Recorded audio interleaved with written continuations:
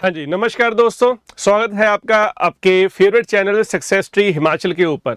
तो दोस्तों आज हम दोबारा से आपके लिए लेके आए हैं एचपी अलाइड और एनटी का ये सेशन, जिसमें हम करेंगे हिस्ट्री के कुछ एमसीक्यूज। आई होप आपने इससे जो पहले सेशन है उसको अच्छे से पढ़ा होगा, और जो हमने क्लास में एमसीक्यूज करे थे तो उसको भी आपने अच्छे से रिवाइज किया होगा। तो दोस्तों आज हम इस रिकॉर्डेड सेशन में करेंगे हिस्ट्री के एमसीक्यूज, तो साथ में आपने देखना है और आपने इसका जो आंसर है वो भी करना है, ठीक है। तो चलिए स्टार्ट करते हैं बच्चे। तो फर्स्ट जो आपका एमसीक्यू है ये है आपके सामने स्क्रीन पे, तो देखते हैं इसमें क्या है। तो क्वेश्चन क्या कहता है, consider the following statement about Todarmal revenue system. Todarmal के जो रेवेन्यू सिस्टम के बारे में इन बातों पे गौर किया जाए तो क्या कहता है ये। हाँ जी, तो सबसे पहले इसमें फर्स्ट पॉइंट जो है वो है it was known as the zabti system. दूसरा पॉइंट है कि जो land measurement was done using the bamboo jarib, ठीक है, ये एक इंस्ट्रूमेंट था जिससे मेजरमेंट की जाती थी। Revenue was fixed permanently for peasant, ठीक है। तो इसमें से आपने देखना है कि कौन सी जो स्टेटमेंट है वो करेक्ट है। तो बच्चे यहां पर जो मेन पॉइंट वो ये है कि पहली बात तो ये टोडरमल कौन था, तो अकबर के जो कोर्ट था, उनका जो दरबार था उसमें दीवान टोडरमल है ना, ये टोडरमल राजा थे और इन्होंने ये ज़ाब्ती सिस्टम चलाया था। लेकिन यहां पर क्या है कि जो इसका जो थर्ड पॉइंट है, यहाँ पे लिखा हुआ कि revenue was fix permanently for peasant, तो एक्चुअली में ऐसा नहीं था, ये फिक्स नहीं था। पिछले 10 सालों का जो वहाँ पे एवरेज प्रोड्यूस था उन खेतों में से, उस जमीन में से, उसको मेजर किया जाता था, और पिछले 10 सालों की जो एवरेज प्राइस थी उसको मेजर किया जाता था। उसके हिसाब से ये जो प्राइजेस थे वो प्राइस सेट होते थे, है ना, कीमत तय की जाती थी। तो ये जो थर्ड पॉइंट है ये इसमें गड़बड़ है, ये सही नहीं है, ठीक है। तो इसलिए इसका जो आंसर है बच्चे वो बी आ जाएगा, ये आपने याद रखना है, ठीक है जी। इसका जो आंसर है वो बी आएगा, ठीक है। हाँ जी, तो साथ में बच्चे आपने सेशन को लाइक और शेयर जरूर कर देना है, ठीक है। और सक्सेस ट्री हिमाचल प्रदेश का जो मेन पर्पस है वो यही है कि जो स्टूडेंट्स हैं हमारे, उनकी जो अंडरस्टैंडिंग है किसी भी सब्जेक्ट को लेके, जिस भी सब्जेक्ट का सेशन होता है उसको इंप्रूव करना, बढ़िया तरीके से आपको समझ आना चाहिए, ठीक है। और कमेंट सेक्शन में भी जरूर मेंशन कर दें कौन कौन सी चीज़ें आपको समझ आई हैं, कौन कौन सी नहीं आई, सेशन आपको कैसा लगा ये भी आपने मेंशन करना है, ठीक है। तो लाइक एंड शेयर जरूर कर देना। हाँ जी, नेक्स्ट क्वेश्चन देखते हैं बच्चे। तो ये है आपका अगला question, consider the following statement about दीन इलाही। तो दीन इलाही हमें पता है एक सिस्टम था जो अकबर के टाइम पर आया था, ठीक है।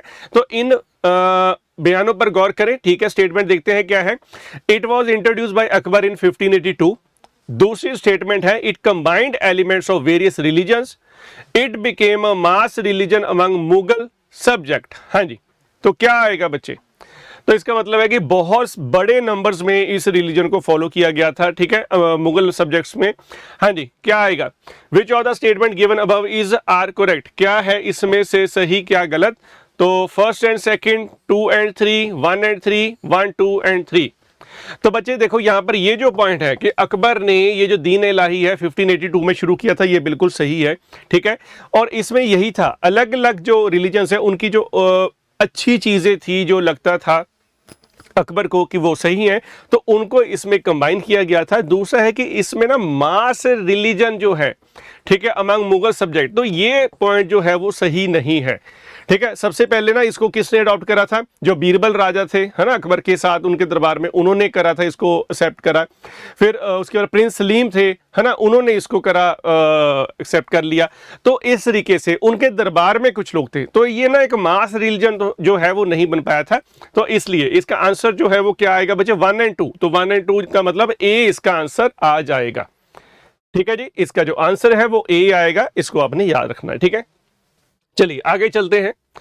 अगला क्वेश्चन क्या कहता है, अगला क्वेश्चन है consider the following statement about the Ryotwari system. तो हमें पता है कि ये जो कुछ ऐसे सिस्टम थे जिसमें से रेवेन्यू कलेक्ट किया जाता था, है ना, जिसमें से पहले परमानेंट सेटलमेंट सिस्टम था जिसको जमींदारी सिस्टम कहते थे, फिर रायतवाड़ी सिस्टम आ गया, है ना।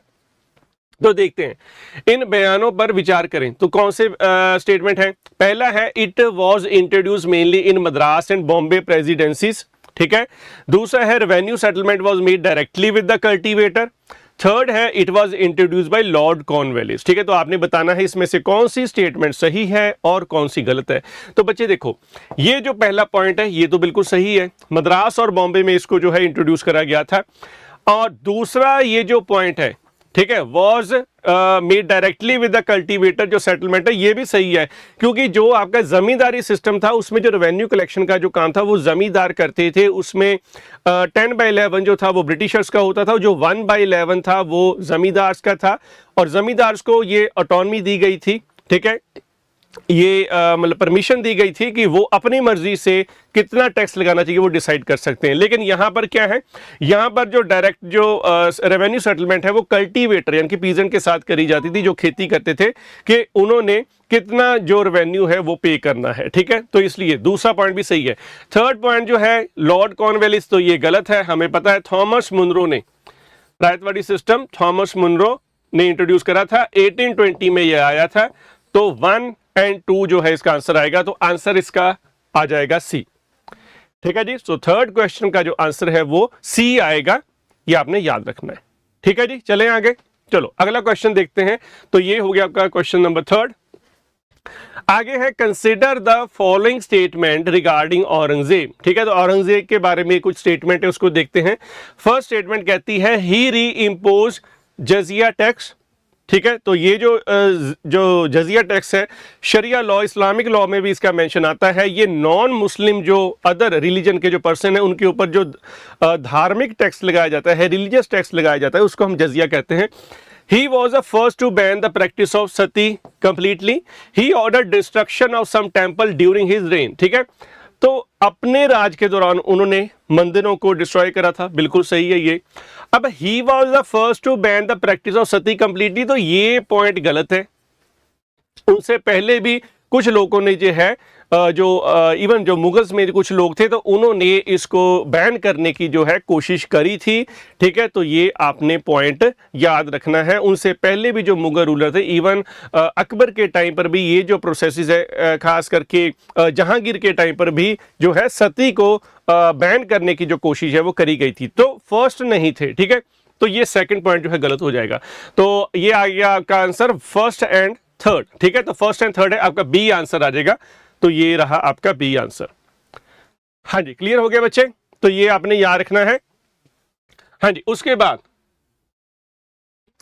क्या है बच्चे, अगला है consider the following statement regarding Indian trade in medieval period. ठीक है, मध्यकालीन काल में भारतीय व्यापार के बारे में इन बातों पर विचार करें। Surat was an important Mughal port. ठीक है, फर्स्ट पॉइंट हो गया। Portuguese introduce the cartaz system in Indian ocean trade. और थर्ड पॉइंट है Mughal empire had no involvement in maritime trade. ठीक है जी, so which of the statement given above is are correct, तो क्या आएगा? हाँ जी, Surat was an important Mughal port, बच्चे ये बिल्कुल सही है। ठीक है, ये पॉइंट बिल्कुल सही है।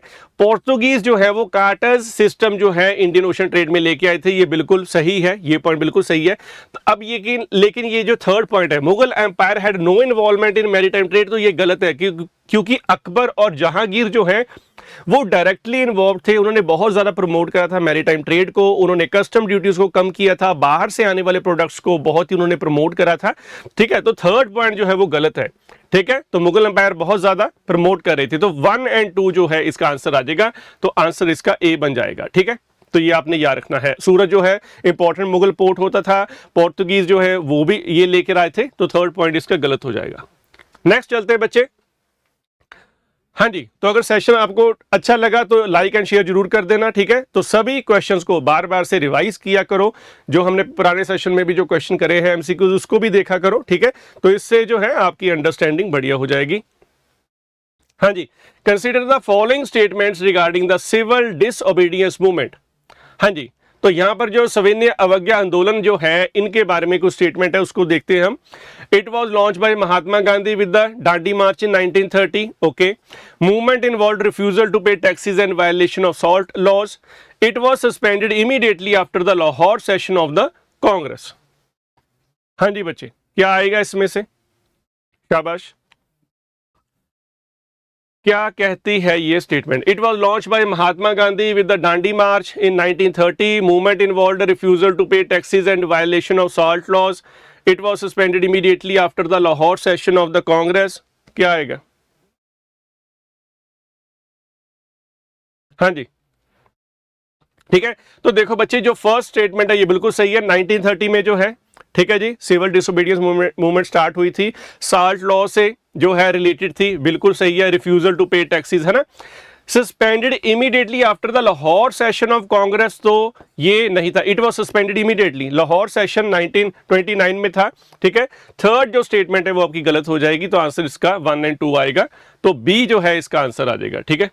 चलो आगे है, consider the following statement about the Bhagat Singh. Bhagat Singh के बारे में इसमें से आपने जो है स्टेटमेंट जो है वो बतानी है, ठीक है।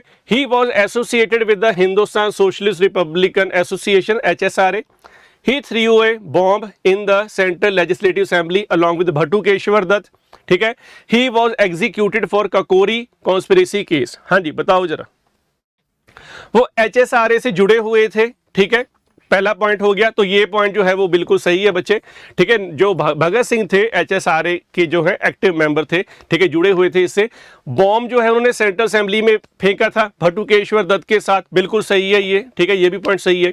अब यहां पर जो थर्ड पॉइंट है, he was executed for the Kakori conspiracy case. तो बच्चे ये जो ककोरी कॉन्स्पिरेसी केस था, इसमें कौन कौन थे, ठीक है, राम प्रसाद बिस्मिल थे, अशफाकुल्ला खान थे, राजेंद्र लहरी थे, है ना। तो ये सारे पर्सन थे, लेकिन भगत सिंह इसमें इन्वॉल्व नहीं थे। तो ये जो आपका थर्ड पॉइंट है ये गलत हो जाएगा, ठीक है। तो 1, 2 जो है इसमें आपका सही है, तो आंसर जो है इसका वो डी आएगा, ठीक है। 1 और 2 जो है वो डी आंसर आएगा, ये आपने याद रखना है। हाँ जी, क्लियर हो गया।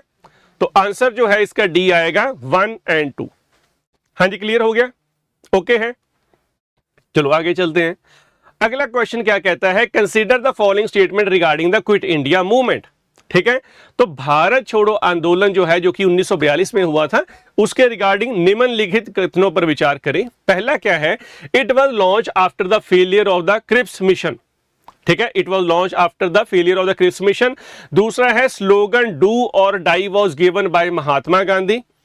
The movement was led by Congress socialist Party. हाँ जी, बताइए क्या आएगा इसमें से, कौन सी जो स्टेटमेंट है वो सही है, ये आपने बताना है। It was launch after the failure of the Cripps mission, slogan do or die was given by Mahatma Gandhi, movement was led by the Congress socialist party, क्या आएगा? हाँ जी बच्चे, तो 1942 में लॉन्च किया गया था, बिल्कुल है ना। तो मार्च में क्रिप्स मिशन जो है वो फेल हुआ था, ठीक है। तो उसके बाद जो है ये क्विट इंडिया मूवमेंट जो है स्टार्ट की गई थी। तो पहले फेलियर हुआ क्रिप्स मिशन, जब उसमें से कुछ नहीं निकला तो इसको लॉन्च करा गया। डू और डाई जो है, करो या मरो, ये गांधी जी ने बिल्कुल दिया था स्लोगन, है ना। Movement was led by Congress socialist party, तो आईएनसी जो है मेनली इन्वॉल्व थी, ठीक है। तो जो थर्ड पॉइंट है ये आपका सही नहीं है, तो सी आ जाएगा आपका 1 और 2, ठीक है। तो सी आपका जो है वो आ जाएगा, तो 1 और 2 जो है आपका आंसर आ जाएगा, इसको याद रखना, ठीक है जी। और इसको लीडरलेस रिवोल्ट भी कहा जाता है, क्योंकि जितने भी मेजर जो थे पर्सन थे, ठीक है, जो लीडर्स थे, उनको अरेस्ट कर लिया गया था, तो इसलिए इसको लीडरलेस रिवोल्ट भी कहा जाता है, ठीक है। ये भी आपने याद रखना, ठीक है। चले आगे, चलो नेक्स्ट है बच्चे, कंसीडर द फॉलोइंग स्टेटमेंट, ठीक है, निम्नलिखित कथनों पर विचार करें, जिसमें से पहला क्या है वो देखते हैं। Quit India resolution was passed at the Bombay session of the Congress, ठीक है जी, तो ये हो गया। दूसरा है, all major Congress leaders were arrested immediately after the launch of movement. और तीसरा है, movement remained completely non violent throughout India. हाँ जी, बताओ जरा इसमें से क्या आएगा, क्या आएगा इसका आंसर, ये आपने मुझे बताना है, शाबाश। हाँ जी बोलो। तो quit India movement, quit India resolution जो है वो Bombay session of the Congress था, बिल्कुल सही। ग्वालियर जो टैंक मैदान था बॉम्बे में, है ना, वहां से जो है इसको शुरू करा गया। ऑल मेजर कांग्रेस लीडर जो है, ठीक है, इसको कर लिया गया था, अरेस्ट कर लिया गया था, ठीक है, इसलिए लीडरलेस रिवोल्ट कहते हैं। लेकिन जो मूवमेंट थी बच्चे वो कंप्लीटली नॉन वायलेंट नहीं थी, बहुत वायलेंस भी हुई थी, ठीक है, क्योंकि डू और डाई का जो है स्लोगन दिया गया था, तो लोग जो है वायलेंट हो गए थे। तो थर्ड जो पॉइंट है इसमें वो क्या आ जाएगा, वो इसका गलत है, तो आंसर जो है इसका 1 और 2 आएगा, तो ए इसका आंसर आ जाएगा, ठीक है। आंसर जो है इसका ए आ जाएगा। नेक्स्ट है बच्चे, सुभाष चंद्र बोस, तो उसके बारे में जो स्टेटमेंट्स दी गई हैं उनको देखते हैं हम। सुभाष चंद्र बोस के बारे में क्या कहा गया है, ठीक है। तो फर्स्ट है, he form the forward bloc after resigning from the Congress presidency, तो यहां पर कांग्रेस से उन्होंने रिजाइन करा, बनाया फॉरवर्ड ब्लॉक। दूसरा है, he organize the Indian national army with Japanese support, ठीक है, जापान ने सपोर्ट करा था। He gave the slogan give me blood and I will give you freedom. हाँ जी, बताओ इसमें से कौन सी स्टेटमेंट जो है वो करेक्ट है? 1 ओनली, 1 एंड 2, 2 एंड 3, या फिर 1, 2 एंड 3? हाँ जी, बताओ क्या आएगा? फॉरवर्ड ब्लॉक बनाया उन्होंने, ठीक है जी, और इंडियन नेशनल आर्मी को ऑर्गेनाइज करा जापान की सपोर्ट से, है ना। सिंगापुर इनका जो मेन सेंटर था जहां से इन्होंने लॉन्च करा था सारा कुछ। ही gave the slogan give me blood and I will give you freedom, ठीक है।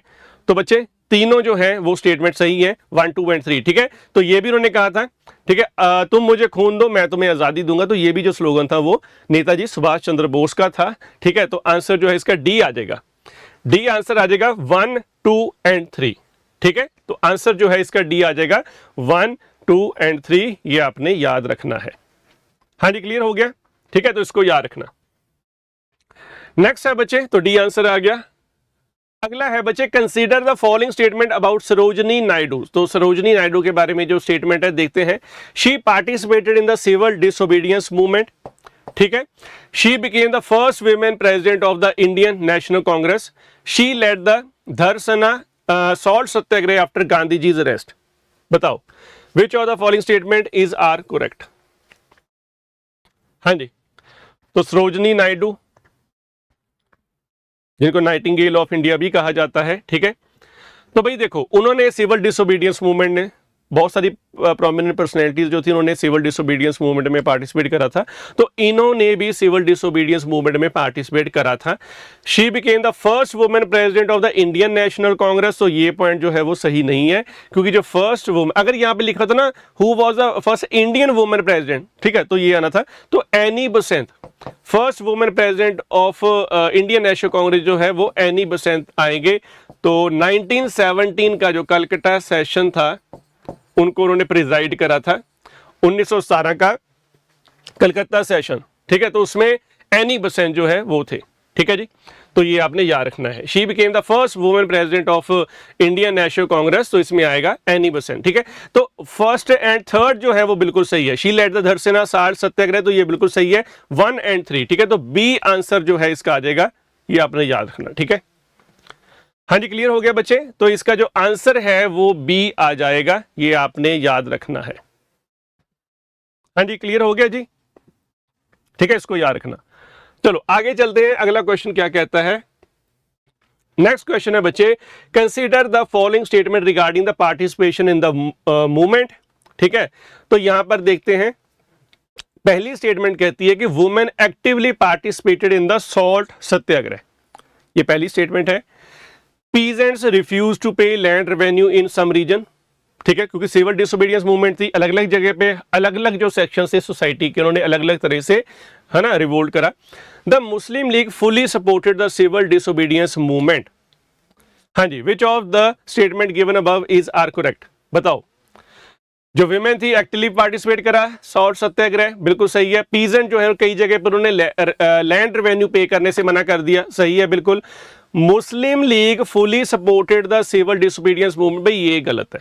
मुस्लिम लीग ने सिविल डिसोबीडियंस मूवमेंट को फुली सपोर्ट नहीं करा था, ये आपने याद रखना है, ठीक है। तो 1 एंड 2 जो है इसका आंसर आएगा, तो आंसर है इसका ए, ओके। आंसर जो है इसका ए आपने याद रखना है, मुस्लिम लीग ने इसको सपोर्ट नहीं करा था, ठीक है, ये आपने याद रखना, ठीक है। हाँ जी, क्लियर हो गया। तो लास्ट क्वेश्चन है बच्चे आज का, ठीक है, लास्ट क्वेश्चन है, इसके बाद सेशन को खत्म करेंगे। तो लाइक एंड शेयर जरूर कर देना, ठीक है। और एक काम आप और करना कि जो जब आप कमेंट सेक्शन में आप मेंशन करोगे तो वहां पर ना आप जरूर मेंशन करना कि और कौन से टॉपिक्स के ऊपर आप क्वेश्चन चाहते हो, तो वो भी आप कमेंट सेक्शन में मेंशन कर सकते हो, ठीक है। चलिए लास्ट क्वेश्चन देखते हैं। Consider the following statement regarding parallel government during quit India movement. तो जब क्विट इंडिया मूवमेंट जो है वो चली थी, तो इंडिया में कौन कौन सी जगह पे पैरेलल गवर्नमेंट्स बनाई गई थी, ठीक है। तो स्टेटमेंट देखते हैं। पहली है कि parallel government was established in Ballia UP, okay. Satara in Maharashtra witnessed A parallel government, जिसको प्रति सरकार जो है वो नाम दिया गया था। उसके बाद बंगाल में तमलुक जगह पे जो है वहां पर भी एक पैरेलल नेशनल गवर्नमेंट जो है बनाई गई थी। तो आपने बताना है इसमें से कौन सी जो है वो स्टेटमेंट वो करेक्ट है। हाँ जी, बताओ बच्चे, इसमें से कौन सी स्टेटमेंट जो है वो करेक्ट है, ये आपने बताना है। ठीक है, तो देखो बच्चे, ये जो तीनों जगह है यहाँ पर पैरेलल जो गवर्नमेंट है ना, वो बनाई गई थी। अब यहाँ पर बलिया की अगर हम बात करें तो वहां पर हमारे पास जो पर्सन थे वो थे चिट्टू पांडे, जिन्होंने बनाई थी पैरेलल गवर्नमेंट, कहां पर, बलिया यूपी में। और अगर हम सतारा की बात करें तो वहां पर जो पर्सन थे उनका नाम था नाना पाटिल, इन्होंने यहां पर एक पैरेलल गवर्नमेंट बनाई। ठीक है, ब्रिटिश गवर्नमेंट के बिल्कुल, है ना, पैरेलल कि अपनी जो एडमिनिस्ट्रेशन है उस जगह की खुद जो है वो इंडियंस ने स्टार्ट कर दी। और जो जगह का नाम है तमलुक इन बंगाल, तो वहां पर जो पर्सन थे उनका नाम था सतीश चंद्र, उन्होंने तमलुक बंगाल में यहां पर जो है पैरेलल गवर्नमेंट बनाई और उसको रन भी करा।